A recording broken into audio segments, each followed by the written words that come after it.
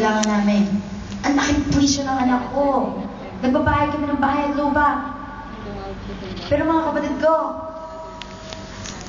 yun nga ang tanong sino talaga una sa buhay mo? I think naunawaan ako ni Lord. Yan ang sasabihin natin. Pero alam ba kung ano unang commandment? Love the Lord your God with all your heart, with all your mind, with all your soul, with all your strength. Tayo mga katulong dito, isa lang ang holiday natin. Kailan natin mamahalin si Lord? All of the time. Pero kailan ka makapaglilingkod na talaga makapaglilingkod ng siya lang ang pinaglilingkuran mo? Kasama ko pa po ba kayo? So if you really say that God is the most important thing in your life, then show your proof. Amen? Magkaroon tayo ng oras para sa Panginoon. Mga kapatid ko, huwag natin sasayangin. Ito lang ang binigay sa ating araw dito. Yung holiday mo, di ba? Paano po kung international, sa international holiday, maglingkod ka rin kay Lord. Marami kang pwedeng gawin. Pero huwag natin ipagpapalit si Lord sa pera. So kung tatanungin ka, who owns your heart? Cash or Christ? Hello? Who owns your heart? Christ. Who owns your heart? Christ. Kala ko cash. Pero may narinig akong SH dyan. Mga kapatid ko, huwag natin ipagpapalit si Lord sa pera. You cannot serve God and Mammon. Karugtong yan ang itinuro ni Lord kanina sa Matthew 5. You cannot serve God and Mammon o pera. Di ba? Mamahalin mo isa, susukluban mo isa. So mamili ka, Diyos o pera. Both. All of the above. Hindi. Kailangan mo yung masigit dyan. Hindi pwedeng pantay. At ayaw na ayaw ni Lord na merong nauna kaysa sa Kanya. Amen po ba? So love the Lord your God. At pag minahal natin ng pera o material, it can enslave our mind. Puso at isip magkasama. Ginagamit lagi ng Biblia ang eye, yung mata, to represent the attitudes of the mind. Napansin niyo ba? Matthew 6:22-23, sinasabi rito, ako na lang po ang babasa. The lamp of the body is the eye. If therefore your eye is good, your whole body will be full of light. But if your eye is bad, your whole body will be full of darkness. Duling, balag, karamdamang spiritual ng mga spiritual eyes natin. So mga kapatid ko, kapag sinasabi yung eye, inire-represent yung attitudes of our mind. And darkness, yung sinasabing darkness dito, kapag daw ang pagtingin natin ay hindi maganda, darkness ang makikita natin. Wala. Kung bulag, walang makikita, di ba? Kung sulimpat, malabo. Kung duling, may duling, wala namang duling dito, praise God. Ano ang problema ng isang duling? Hindi, ano ang problema ng duling? Hindi clear ang paningin. Cross-eyed, di ba? Hindi tama ang paningin, di ba? Pero may isa pang banlag. Yung isa tuwid, yung isa nakapag Di ba? Ano yung mga problema sa mata? Alam mo sabi rito, kung ang pagtingin daw, hindi literal na mata pinag-uusapan. Spiritual. Sabi rito, kung ang mata mo ay bad din, ang iyong body will be full of darkness. At ano yung sabihin ng darkness na sinasabi dito? It can include uncertainty, lack of direction, confusion. Kaya ang isang taong bad, yung mata, may kinalaman sa isip yun, di ba? Paano mo tinignan? Darkness ang nasa kanya. Pero ang sabi dito, if your eye is good, your whole body will be full of light. Kaya nga, alam niyo ba kung ano ang tinama sa atin ni Lord nung tayo nakakilala sa Kanya? Hindi ba? The spirit of the mind. Kung paano na tayo tumingin, pansinin niyo to. Kung kayo ay matagal na Kristiyano, kung paano niyo dati binabasa Biblia, naiiba. I mean, kung paano mo tinitingnan ang buhay. Kung paano mo inuunawa yung mga kaparaanan ng Panginoon. Dati pag nagka-problema ka, paano mo tinitingnan? Looban ni Lord. Pero ngayon, pag nagka-problema ka, praise God. Malakas ako kay Lord. Alam niya, kaya ko to. Hindi ba? If your eye is good, your whole body will be full of light. So kapag ka ang materialism naging Diyos na natin o naging makapangyarihan sa atin, naapektuhan the eye, the mind, the heart. Iba na focus. Kaya yung tao lumalayo na sa Panginoon. Isang napakamakapangyarihang tool ng Diablo para ilayo ang tao sa Diyos. Material things. Pera. Diba? So sabihin mo sa katabi mo, huwag kang pabibili. Sabihin mo sa katabi mo, huwag kang pabibili. Ano yung sabihin na huwag kang magpapabaya, diba? Are you percent? No. Hindi ka cheap. You are bought at a high price. The blood of Christ. Sabi mo ulit sa katabi mo, you are not cheap. You are not Walang cheap. pwedeng bumili sa'yo. Pera. Ano sabi ni Pastor Ana ng isang araw, di ba? Pinaamoy ng $20. Araw ng linggo, babayaran kita 1,000. Ay, 1,000. Magtatayos na ako, Pastora. Mga kapatid ko, hindi kayang bilhin ng pera yung relationship natin kay Lord. Hindi kayang kapalan ng pera. Amen. So, iayos natin ang ating mga pagpapahalaga. Hindi pera. Sabi ko kanina, it can enslave your heart, it can enslave your mind, and it can enslave your will. Pagpapasya. Kapag naging masyado ng mahalaga material na bagay sa atin, mahihirapan ka ng magdesisyon na sumunod kay Lord. Hindi ka na makapagdesisyon sumunod kay Lord.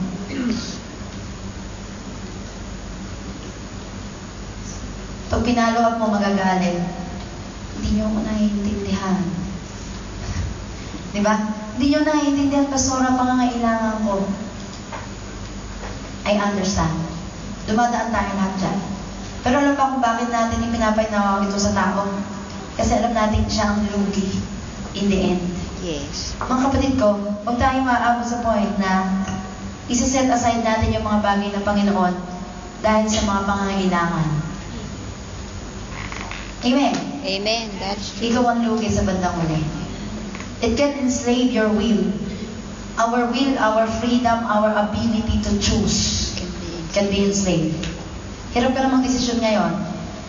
Dumarating mo sa point ng buhay niyo parang linggo, nagdadalawang isip ka na kung pumunta ka dito o hindi. Pero samantalang ang una, hindi na kailangan ganun yan. Diyan ako. Hello? Amen. Alam mo yun, nung una tayo nakakilala kay Lord, tinatanong pa ba yun? Kay Lord ako, dyan ako. Pero habang tayo ay nagiging slave na ng material things, doon tayo magsisimula ang pagdalawang isip. So mga kapatid ko, isa lang naman ang solusyon eh. Bumalik tayo sa Panginoon, di ba? Pahalagahan natin ang higit ng Panginoon sa lahat ng bagay. Number 4, pest. Magpatuloy tayo, bilisan na natin. Undervaluing yourself. Maraming tao ayaw maglingkod kay Lord kasi iniisip niya, hindi ko kaya. Wala akong kakayahan. Sino dito yung walang ministry sa inyo, walang ginagawa dito? Meron kang pwedeng gawin. Sabihin mo sa kapatid mo, meron kang pwedeng gawin. Tabikin mo sa balikat, meron kang pwedeng gawin. Marami kang pwedeng gawin. Do not undervalue yourself.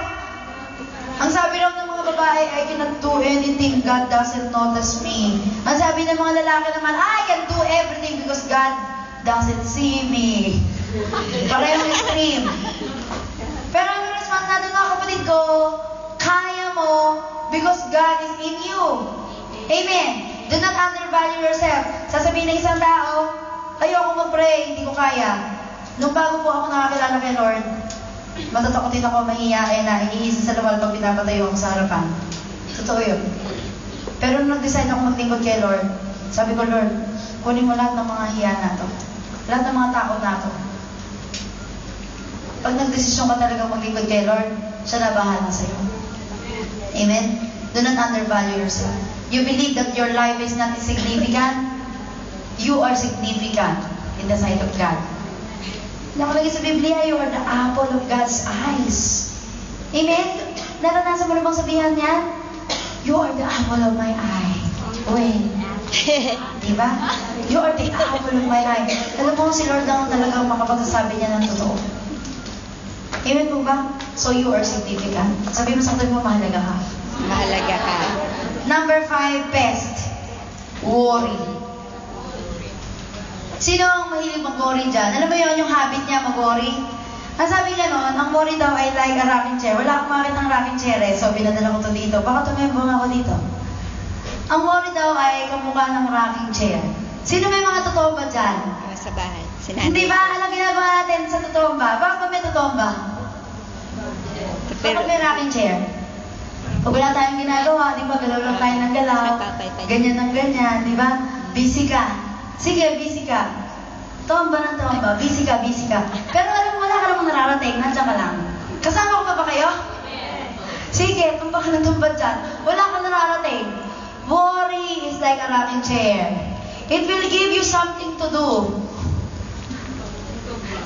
It will give you something to do, but it won't get you very far. May narating ka ba? Wala. Wala. So, tanggalin mo na yung worry mo. Amen. Tapos mo na yung rocking chair niyo. Ano yung sabihin? Pag nag-worry tayo, busy-busy utak natin. Napapagod tayo. Pero may nakatulong ba to sa'yo? May naitulong ba sa'yo? Wala. Dumami bilegis mo. Tsaka lumaki yung laba mo. Hanggang dito na, oh. Pero walang naitulong sa'yo. Worry? Anong antidote ng worry? And then trusting God. Faith. Amen po ba?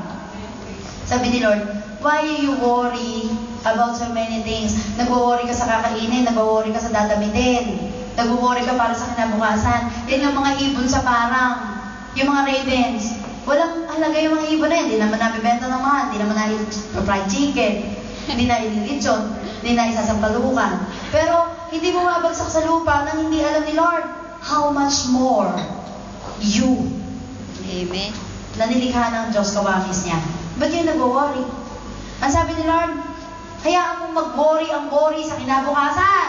Amen. Amen po ba? Amen. Do you worry about your life? 34 na ako, pastora, wala pa rin akong asawa hanggang ngayon. Sister Cynthia, magkaedad lang tayo. Don't worry. O, mas matanda ba ako sa'yo? Mga kapatid ko, kahit tumatanda tayo, enjoy life at this very moment. Amen po ba? Learn to enjoy life kahit wala pa yung mga inaagad mo sapagkat alam ni Lord, what you do not have, you do not need. Amen. What you do not have, you do not need. Amen. Wala ka pang asawa ngayon, hindi mo pa kailangan. Wala ba akong asawa ngayon, hindi ko pa kailangan. Pag nagkasawa na ako, kailangan ko na. Amen? Wala ka pang anak ngayon, hindi mo pa kailangan. Marami ka bang pinasususong ibang tao. Hindi ba? Pagkakailangan mo na, saka ibibigay sa'yo. Mga kapatid ko, huwag tayong magtatampo kay Lord. Amen po ba? Amen. Do not worry. Sabi mo sa katabi mo, don't worry. Don't worry. Be happy. Be happy. Si Lord bahala sa'yo. Relax ka lang. Sagot ka ni Lord. Amen. Palapakan natin ang Panginoon.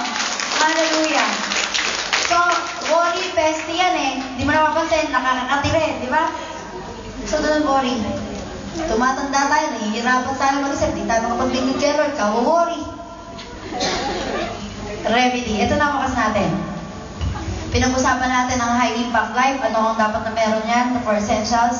Paano ito natin dapat i-express? Ano may experience natin? Kompleto na? May mga peste, paminsan-minsan, pero ano gagawin natin sa mga peste na yan? Yes! Remedyohan, di ba? Kung ang mga balakubak, ano gamot sa balakubak? Sansan. Di ba?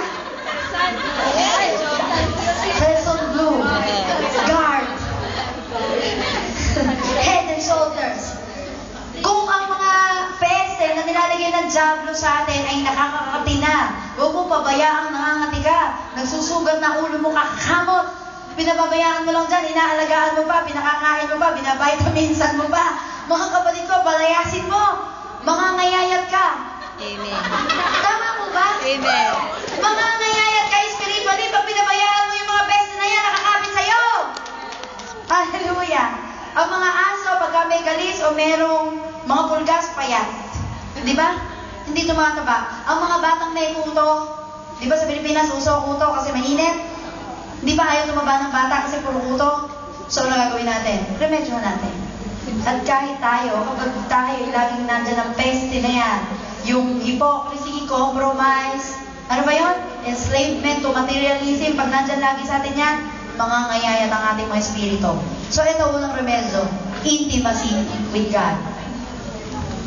Mga kapatid ko, makipaglapit tayo kay Lord kung iniisip natin talagang hirap na tayo. Do everything on purpose. Mamuhay na tayo sa purpose. Malayo tayo kay Lord, ano gagawin natin?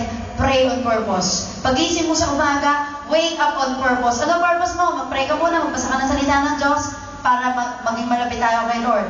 Eh, Pastora, wala po akong ma-feel. Ganun talaga sa una. Kung tayo nabuhay sa compromise, di ba, bumaba ka na ng bumaba, lumayo na ng lumayo. Wala talaga tayo ma-feel sa una. Pero, sanayin mo lang ang sarili mo.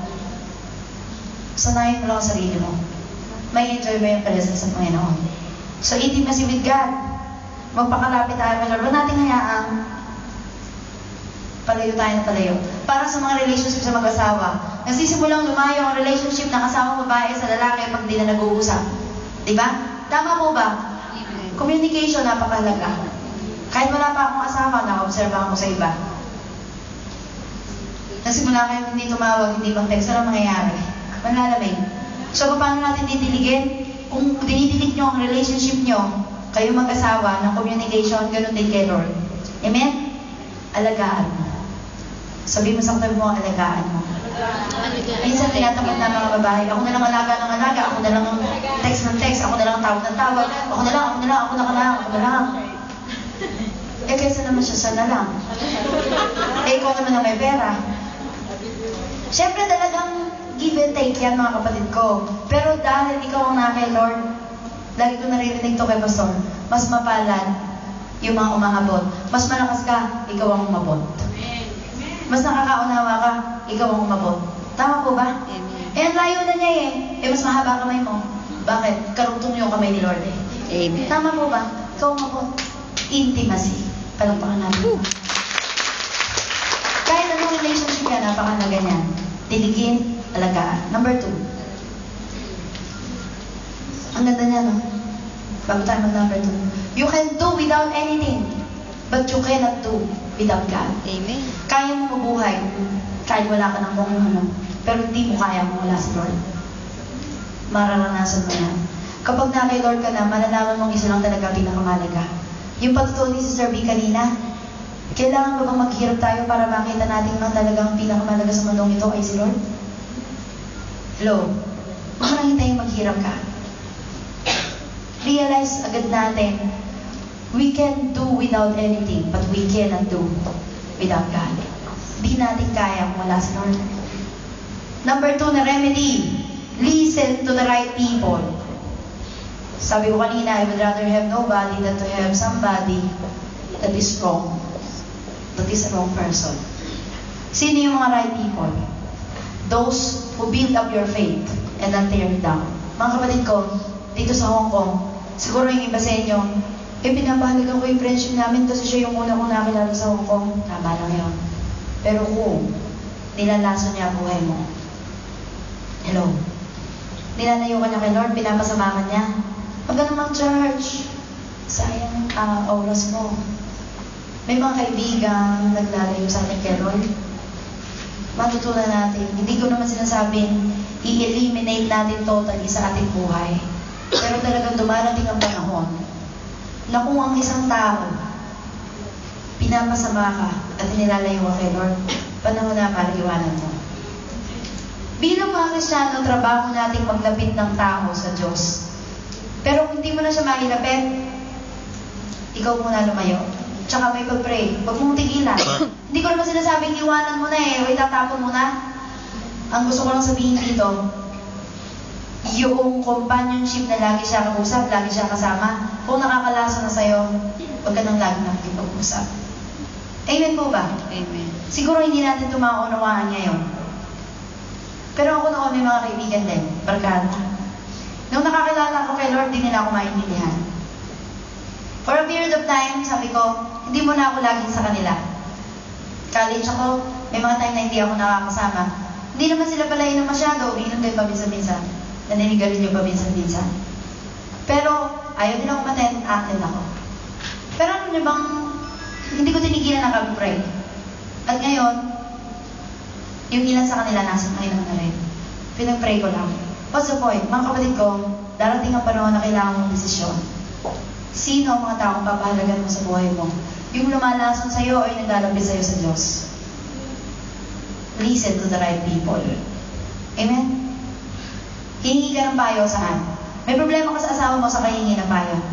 Girl! You're beautiful. You're sexy. Kung kaya niyang mambabae, manlalaki ka rin. Hello, it's not the end of the world.